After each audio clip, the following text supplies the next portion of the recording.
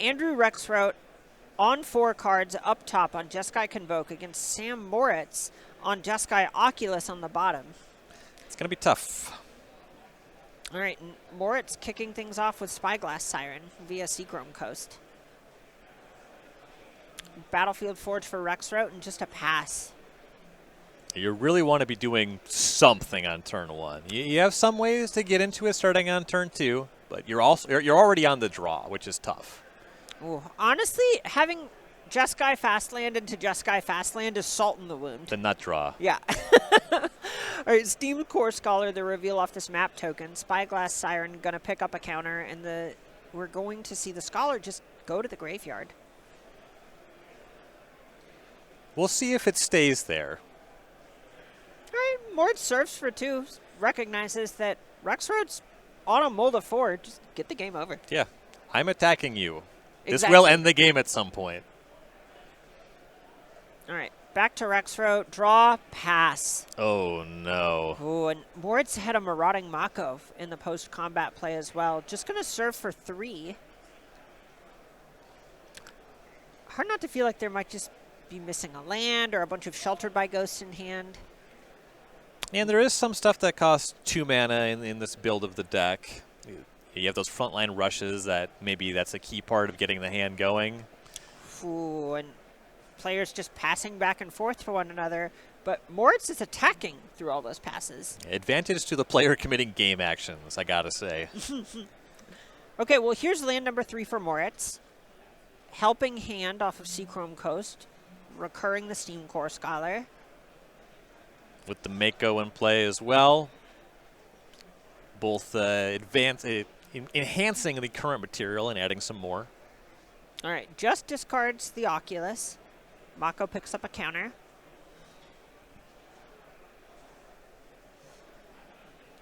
And we're on a 3-turn clock already. Right, in a lot of ways it feels like Moritz is just thinking about how to most efficiently deal damage at this point. Right. Gotta be happy dealing 4, send Rexroat to 11. He draws another card for turn. Pass, smile. I appreciate whenever you mold a 4, you're kind of mana screwed and you can smile through it. Yeah, definitely. It's not going to do you any good to be upset about it. If you're playing Jeskai Convoke, you kind of know this is the range of what you have signed yourself up for. Yeah, you know, I talked a little bit about the deck has to function. This is more extreme than what I meant, but, you know, this is part of the range. All right, and it looks like Battlefield Forge could not stave off all of the cards that Moritz played. So or any of them. Right, we're going to move pretty quickly to a second game. And taking a look at the sideboards on Rexroat's side, not much really happened that game, but I would guess this is a matchup that he has a plan for. Yeah, you have some options here. You have those Rest in Peace that can push back against any way to put an important Oculus onto the battlefield. Soul Partition is okay in terms of interaction. The Torch the Tower seem nice. Destroy Evil targets a number of meaningful cards in the matchup. I would be a little bit surprised if we reach for Protect the Negotiators. I think we are largely playing on the battlefield here, but there are other good options. Yeah, I'm pretty curious to see how much Rexroat wants to pivot into a grindier game and actually lean into these reactive cards versus hope to just get a little luckier. Yeah, I was going to say, the important thing, you know, however much interaction you have, you'll want some, but you have to have a hand that does something. Yeah, that's our first box that we need to check. Get some creatures on the battlefield, please.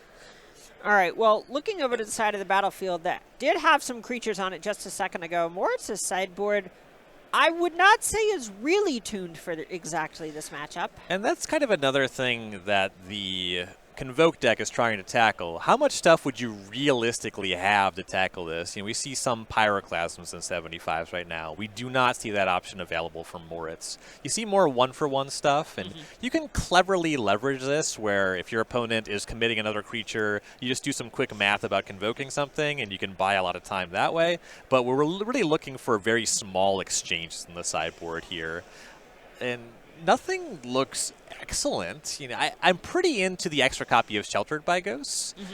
Just putting that on any of your large creatures and gaining life. The other stuff, I mean, mostly I like Into the Flood Maw because it costs 1 mana. But even then, I don't love the effect that it does. Yeah, I think I maybe bring in Loran in Moritz's spot when, you know, there's Sheltered by Ghosts on the other side. Yeah. I'm into the Spell Pierce. Again, it costs 1, and those frontline rushes. That actually makes the deck a little bit more vulnerable to a Spell Pierce. It's pretty nice against Gleeful Demolition, which is funny because that's a 1-mana card, but a lot of the most brutal draws that Rexroat can have are the ones where you have, say, one of your Inspector-esque cards on turn 1 that brings an artifact to the battlefield, and then turn 2, Gleeful Demolition off to the races. Spell Pierce getting the Demolition can just ruin an entire hand for Rexroat. Right.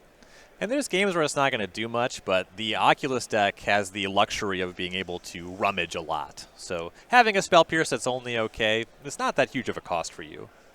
And if you're enjoying watching this and you want to hop into the action, you're going to want to join us throughout the rest of the year. There at the bottom, you can see SCG Con Houston and SCG Con Las Vegas. These are both regional championships where you can play for all the stakes with among all the killers that you're seeing this weekend.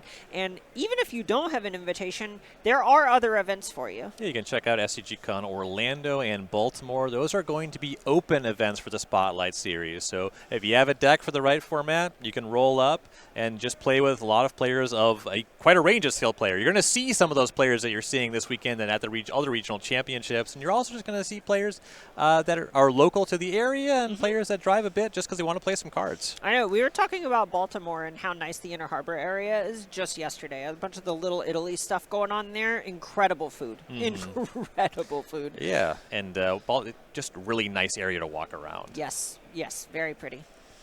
So if you want to get more information about that, you can check out starcitygames.com/SCGCon.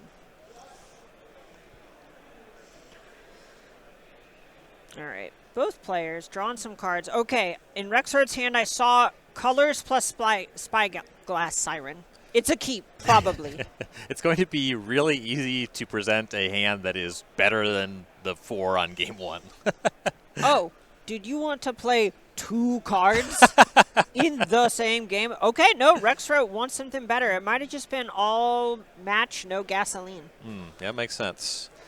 Yeah, making sure you have all of your colors, it's important. You can keep some hands that are off blue, especially as you mulligan. Then you just say, okay, I'm going to put this Spyglass Siren on the bottom of my deck. You know, it is going to be, I imagine, essential to get through a long tournament, mulliganing a little bit aggressively playing the Convoke deck. Yeah, it is something where it is going to reward people making disciplined mulligan decisions and kind of just knowing what combinations of cards are actually important in different matchups. And how, if you go, okay, I know these 4 spells will win the average game against Oculus. I just need to find those 4 spells. Right. And Moritz also falls down to 6. Rexroat on the play definitely puts pressure on Moritz. In general, I will say that the Oculus deck is going to have more functional hands as we mulligan. So that's kind of advantage Oculus, but question as to how strong the hand is and how much that can counterbalance the advantage of being on the play with the more explosive deck. Right, all right. It sounds like they're both keeping 6. We saw a card on the bottom from Moritz. Rexroat, bit more of a decision. All right, there's Inspiring Vantage. And a clue, and a Novice Inspector. That seems important for making the clue. I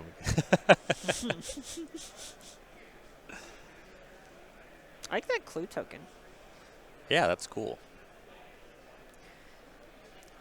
All right, Spire Bluff Canal from Moritz. Having a think. Looked like maybe thinking about a sorcery speed torch the tower? Possibly thinking about just something more proactive and deciding to leave up the Torso Tower to potentially break up some kind of Convoke math. Sure. Maybe leaving up a Spell Pierce in case of like Gleeful Defolition, as you were talking about. Yep. All right, so here's that Torch the Tower. Looks like it's on Rexroat's end step. As Morris untaps.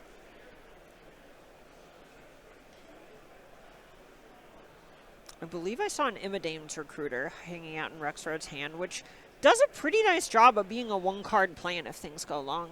Yeah, if you keep making your land drops, you can go on the adventure, make some tokens. All right, Fear of Missing Out from Moritz. Really nice blocker. Yes. You don't say that about red cards very often. No. 3 toughness. Can you believe it? 2 mana, 3 toughness? I have been believing it for several months now. Ooh, a little bit of value. Discard a Glacial Dragon Hunt. Not bad. All right, and we're going to see the in-step frontline rush doing its Raise the Alarm impression for a couple goblins. Definitely stronger than just cracking the clue. I was wondering about that. Yeah, there was certainly a point where you go, well, I guess you're still doing better than last game, but that's all I can say about it. Right. You see Rexroat in the tank. We have 2 creatures and 3 lands. We can start maybe convoking something. Probably want to establish a battlefield a little bit more first. Yeah, it's really hard, right? Where there's a spot where you don't actually know how reliable it is that you're going for you to have creatures on the table at any given point when there's all that small ball removal. So I think there's something to be said for getting in while the getting's good. And look at this, Sheltered by Ghost on a Goblin token. Yeah, on the Goblin token and going after Fear of Missing Out. Not one of the scariest cards from the Oculus deck. Yeah, this makes me feel like Rexroat probably just has more Sheltered by Ghosts in hand. Yeah. The Ward 2 afforded by the first can be pretty effective in making sure the second one works. This also does a good job of making sure that Rexroat gets to attack. Yes. It is some amount of pressure. The +1/+0 ain't nothing. Yeah. Yeah, the more turns you go without being able to attack, it just gets worse from you over time as long as Moritz's deck is functioning. And Moritz has a Steam Core Scholar on 3, so more than functioning. This is basically how this deck drew it up. Torch the tower, into Fear of Missing Out, into Steam Core Scholar, discarding another Steam Core Scholar. Mm-hmm. And it's very good for Rexroat to know this is an open decklist tournament. I'm not going to get pyroclasmed. Mm-hmm. You might worry about that with it set up without that open decklist information. Ooh, okay. Battlefield Forge hits the table pretty quickly for Rexroat. Cracks the clue. That is... I don't think that's the face of someone who found what he want. And that is the hand of someone passing the turn. Yikes. Yeah, you can't just attack your Sheltered by Ghost into this 2/2. Right.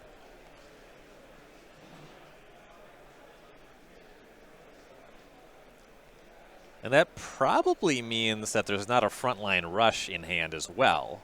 I mean, maybe there is, and you have a Convoke card, and you're going to take your time building up to it.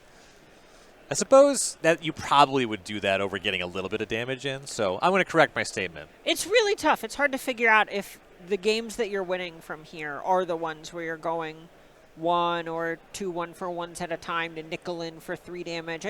I don't think that type of game is sustainable. Right. And even then, you're not really converting your frontline rush into damage. It's just going after the Steam Core Scholar and gaining you some life. Right. And you suspected, and I think I agree, there could very well be another Sheltered by Ghosts in hand. But if there's just one, you do not want to fire that off against a 2/2. Right. Right.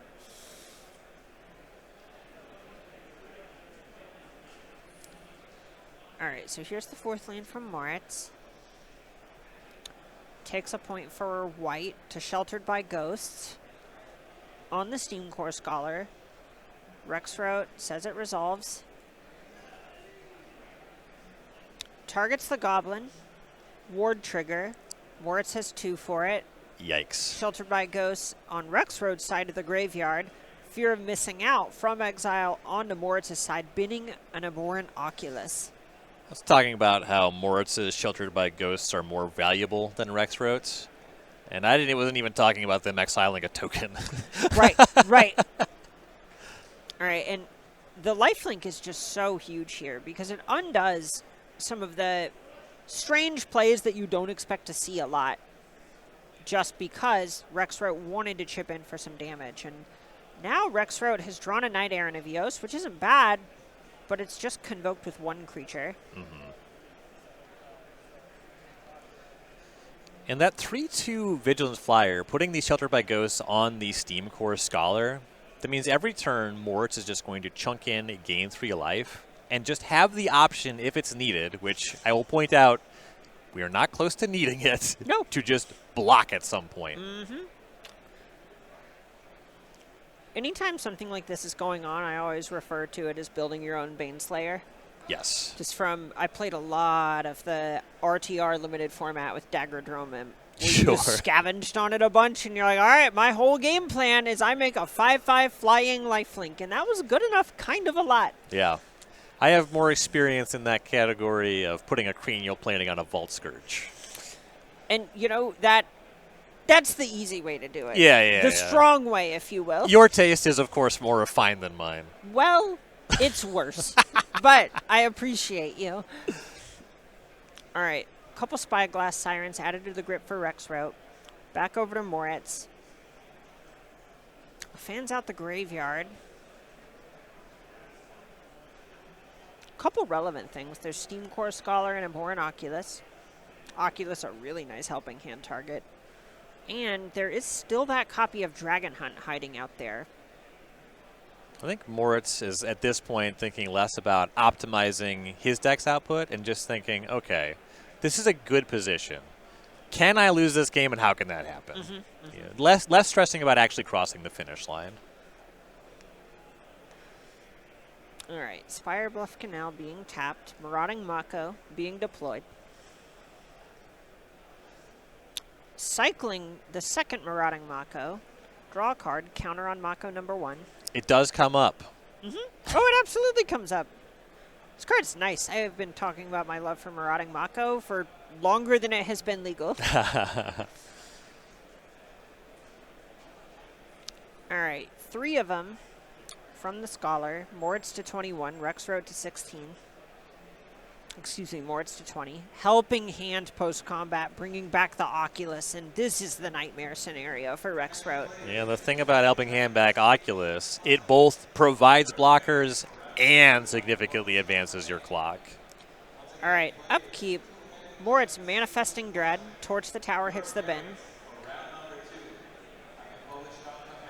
Rexroat draws.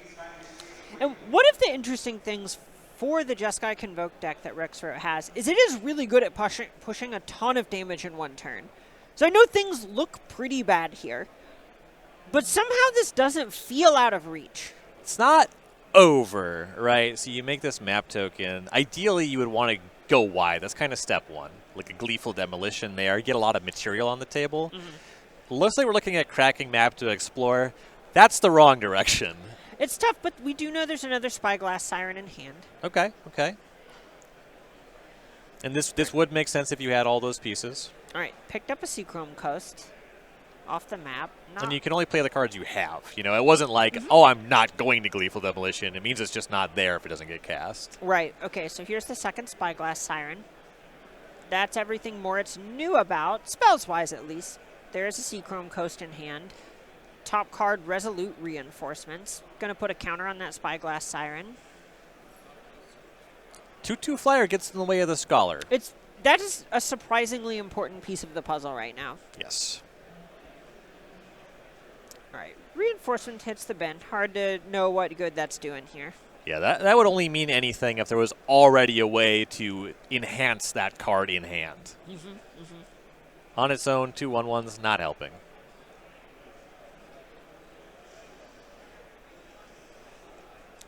Rexroat triple checking. There is not an attack with the Knight Errant. Low there is not. That's tough. My aggro deck has a 4/4 and I cannot even attack with it.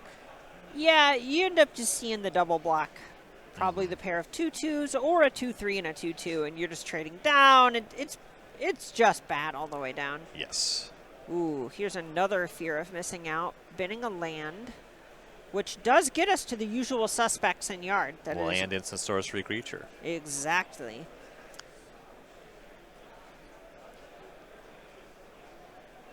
And now Moritz is likely thinking, is throwing one of these fear of missing outs in the trash worth it to get an extra Oculus attack?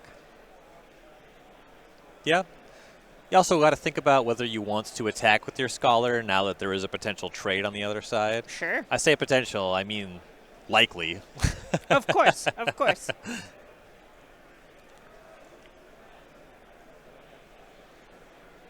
And I think from here, Moritz is weighing more or less, is me having a lifelink creature more valuable, or is simply whittling Rexroat's battlefield presence down more valuable in the aggregate? And in the early game, it makes a lot of sense to take any action you can to simplify the battlefield, Yes. to limit the material of the Convoke deck. When they have 6 lands in play and haven't really been snowballing, now those trades look less appealing. Oh, and it looks like Moritz is reaching for that Dragon Hunt. Instead says, no thank you. I will just go ahead, send in with Fear of Missing Out, a Hornoculus, the Steam Core Scholar. Yeah, you don't have to get too aggressive with the Dragon Hunt. I think if you're going to cast it, I like this line where you consider doing it post-combat after you see what the blocks look like. Right, because now all of a sudden the Dragon Hunt can also go after the Knight Captain of Eos and just basically get everything Rexroat has going for him. Right. All right, so there's Fear of Missing Out in front of the Knight Errant. We see the trade in the air happen. 4 come across with the Oculus. Moritz get in for 4 more with the Oculus with that Fear of Missing Out's trigger. Ooh, and now we get to attack with our smaller creatures because they all trade with the Knight Errant. All right, Moritz. All right. This is sick. I think that Moritz has stopped considering possible worlds where this game could be lost. I don't think he sees any right now. I think this is an awesome attack. I love it. This is really strong. Creating a lot of sort of damned if you do, damned if you don't scenarios. Yeah. What are you going to do, block me to death? All right. Marauding Mako trades with the Knight Errant. Oh, okay. It's not a Dragon Hunt. It's another Oculus. Oh, of course. That's really good. All right. Bunch of cards get exiled. You can see Rote reach for the lands and think, maybe I don't have to say here. Nope. All right. Untaps. Manifest Dread #1 coming up. Fear of Missing Out hits the bin. All right, and then a land hits the bin on the other. Rexroat takes a draw. The fear of missing out hitting the bin on the Manifest Dread, if things weren't already bad, that's a demoralizing sign as well. You see Rexroat draw, and 23, you got to be really set up to have that kind of damage output in one turn, and I don't even see a way that Rexroat can block to earn another turn. All right, how about Imidane's Recruiter creating 2/2/2 Knights? 2/2/2 from one card? All right. I appreciate the players also kind of, you see Rexroat smile as he does it, kind of knows the writing's on the wall at this point. Yep. And I actually do want to highlight Moritz on top of Moritz advancing to 7-1 with the handshake.